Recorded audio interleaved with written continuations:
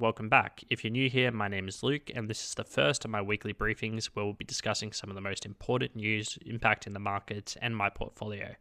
This week, we'll be talking about Alphabet's upcoming earnings release, which will drop later this week, and Amazon is reportedly in talks to invest up to $50 billion into OpenAI, and Nvidia might be withdrawing their $100 billion check from OpenAI.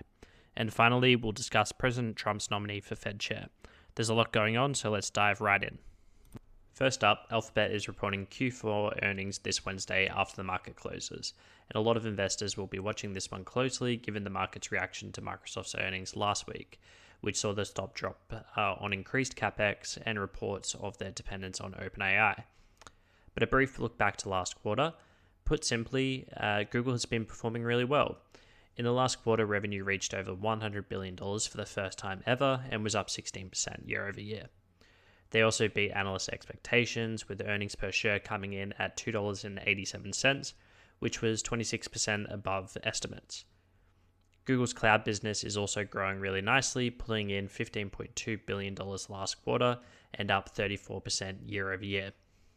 So looking forward to Wednesday, what should we be looking out for? It'll be really interesting to see how Google Cloud is growing. Analysts are expecting growth to remain above 30%. However, given the reported backlogs, it could easily be very higher than this. I'll also be keen to see the results for search revenue. A key talking point against Google is that ChatGPT will be a search killer. My personal opinion is that, like Meta, AI will actually help complement Google's search business. And the proof is in the pudding.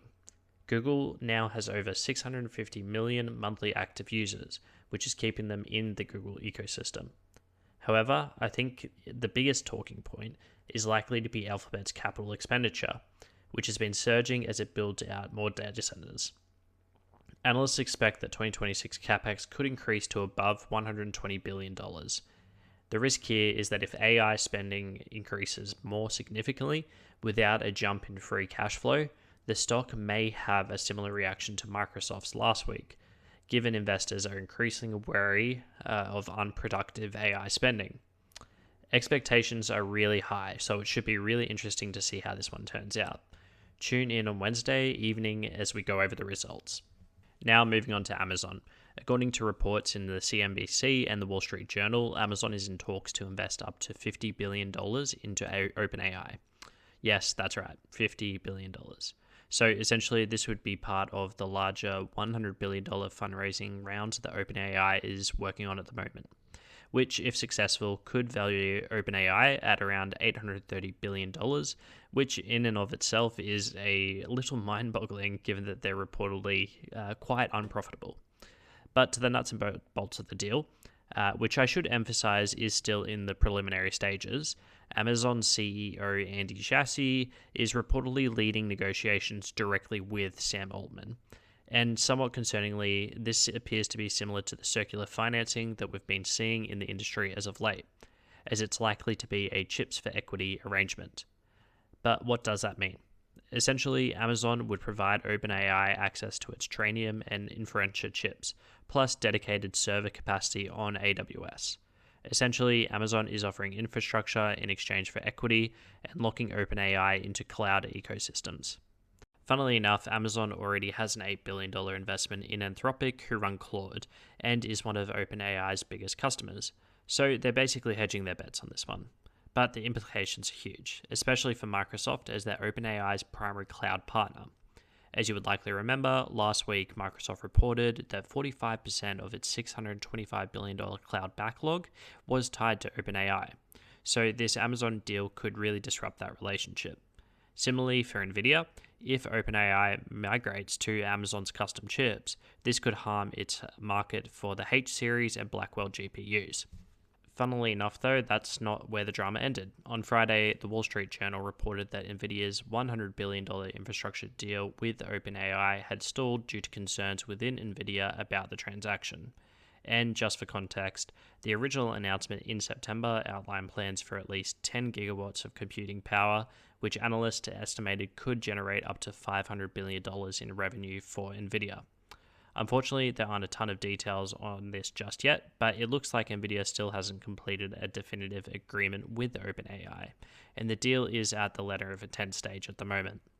But just hours after the Wall Street Journal report came out, Nvidia CEO Jensen Huang came out to call the reports nonsense and stated that Nvidia will make a huge investment in OpenAI, calling it probably the largest investment we've ever made. Huang had this to say. That's nonsense. Nonsense. Yeah, that's complete nonsense. We are going to make a huge investment in OpenAI.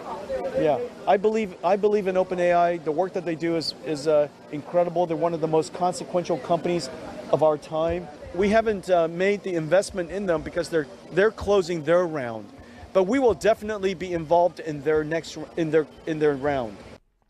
So in terms of next steps, the deal structure is likely to be closed in two parts. So first, the strategic investors like Amazon, Microsoft, and Nvidia, and then later contributions from firms like SoftBank, which is reportedly in talks to invest up to $30 billion. It's also understood that OpenAI is preparing for an IPO in Q4 of 2026, so this funding round could be the final capital raise before that occurs. I look forward to keeping you all posted. Moving on with what might be the biggest appointment of 2026, on Friday, President Trump officially nominated Kevin Warsh to replace Jerome Powell as the next chair of the Federal Reserve when Powell's term expires in May. For some background, Warsh served as a Fed governor from 2006 to 2011, right through the GFC, and he was actually the youngest Fed governor in history, being appointed at just 35 years old. During that time, he was considered the Fed's liaison to Wall Street, working closely with then-chair Ben Bernanke. Here's why that pick matters. Trump has been extremely critical of Jerome Powell's strategy to keep rates higher for longer in an effort to address persistent inflation. And we've seen him exert unprecedented pressure on him to provide those rate cuts, even accusing him of mismanagement over the renovations of the Federal Reserve's headquarters. And the Justice Department has launched an investigation into Powell over this matter. Powell himself had an extraordinary response, calling the investigation a punishment for not setting rates in line with the president's preferences. However, some are seeing this as good news, as Warsh is essentially considered a compromise candidate, having good experience at the Fed and deep connections to Wall Street from his time at Morgan Stanley. However, the appointment is very contentious, as he has recently argued that the Fed should lower rates and criticized them for not doing so sooner. And at their recent meeting, Warsh was one of only two governors to vote to decrease rates, which is why some see him as a possible lackey for the president. Markets had a mixed reaction to the news. The S&P dropped about 2.2%, the dollar strengthened, treasury yields picked up, and gold dropped by about 2%. In my view, this is a better pick than the likes of Kevin Hassett or Rick Riordan, as Warsh understands the Fed's culture and he's unlikely to completely upend the institution. Also, given that Warsh will have to work with the other governors, it's not clear to me that he'll be able to deliver the aggressive rate cuts that Trump wants or expects. Regardless, it's likely to be a difficult confirmation process for Warsh, given that Trump has attacked the Fed's independence. Watch this space. Alright folks, that's it from me. I'm looking forward to checking back in on Wednesday when Google reports their earnings. But let me know what you think. Is Amazon making a smart move investing in OpenAI? Is Warsh a good pick for Fed chair?